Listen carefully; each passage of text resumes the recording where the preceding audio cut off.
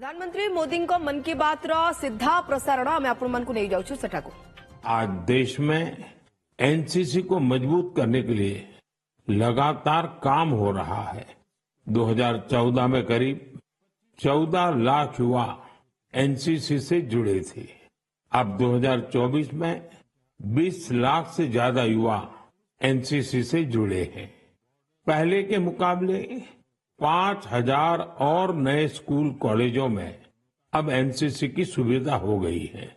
और सबसे बड़ी बात, पहले एनसीसी में गर्ल्स कैडेट्स की संख्या करीब 25% के आसपास ही होती थी। अब एनसीसी में गर्ल्स कैडेट्स की संख्या करीब करीब 40% हो गई है। बॉर्डर किनारे रहने वाले युवाओं को ज्यादा से ज्यादा एनसीसी से जोड़ने का अभियान भी लगातार जारी है।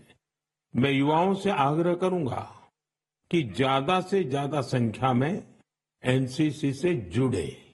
आप देखिएगा, आप किसी भी कैरियर में जाए, एनसीसी से आपके व्यक्तित्व निर्माण में बड़ी मदद मिलेगी। साथियों, विकसित भारत के निर्माण में युवाओं का रोल बहुत बड़ा है। युवा मन जब एकजुट होकर देश की आगे की यात्रा के लिए मंथन करते हैं, चिंतन करते हैं, तो निश्चित रूप से इसके ठोस रास्ते निकलते हैं। आप जानते हैं, 12 जनवरी को स्वामी विवेकानंद जी की जयंती पर देश युवा दिवस मनाता है। अगले साल स्वामी विवेकानंद जी की 162वीं जयंती है। इस बार इसे बहुत खास तरीके से मनाया जाएगा। इस अवसर पर 11-12 जनवरी को दिल्ली के भारत मंडपम में युवा विचारों का महाकुंभ होने जा रहा है।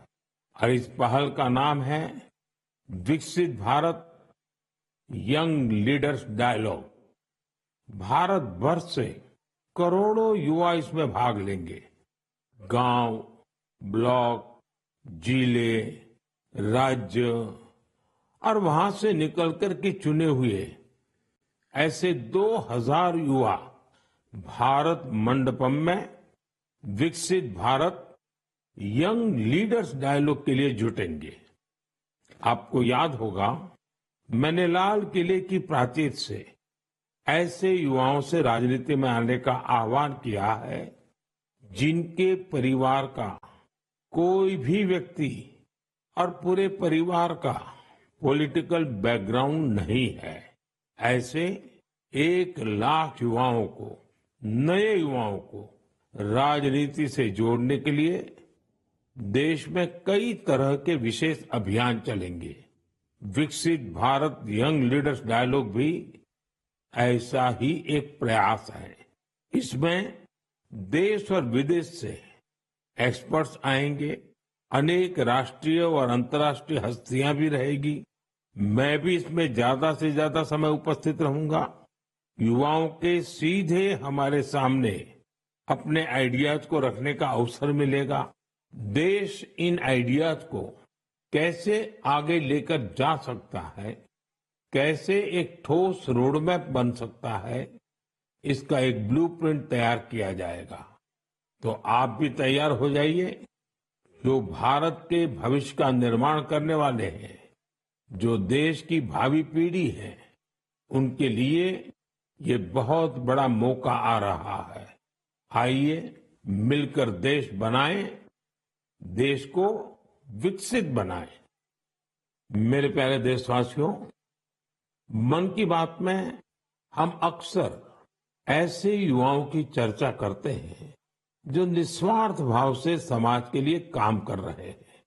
ऐसे कितने ही युवा हैं जो लोगों की छोटी छोटी समस्याओं का समाधान निकालने में जुटे हैं।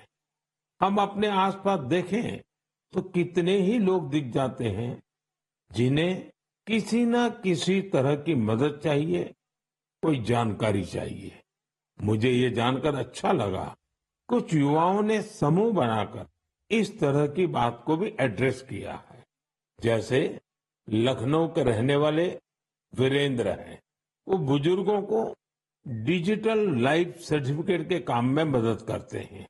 आप जानते हैं कि नियमों के मुताबिक सभी पेंशनर्स को साल में एक बार लाइफ सर्टिफिकेट जमा कराना होता है। 2014 तक इसकी प्रक्रिया यह थी, इसे बैंकों में जाकर बुजुर्ग को खुद जमा करना पड़ता था। आप कल्पना कर सकते हैं कि इससे हमारे बुजुर्गों को कितनी असुविधा होती थी। अब ये व्यवस्था बदल चुकी है।